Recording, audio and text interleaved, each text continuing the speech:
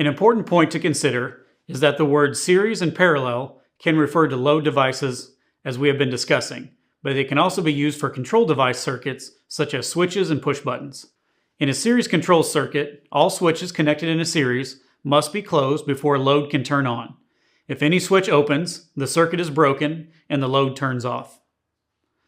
Various electrical components, such as circuit breakers, fuses, and switches, can be connected in series.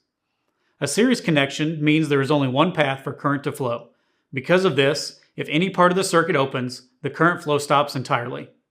So you can see we have 3 switches. So for the light to come on, all 3 have to be turned on. If any one of them turns off, then our light goes off. This characteristic makes series wiring ideal for safety circuits.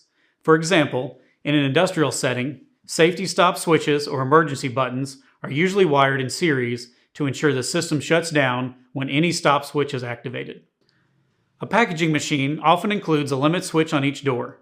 The machine cannot start unless all the doors are closed. If any door opens, the circuit is interrupted, preventing the machine from operating. While series circuits work well for stop functions, they are not used for start circuits.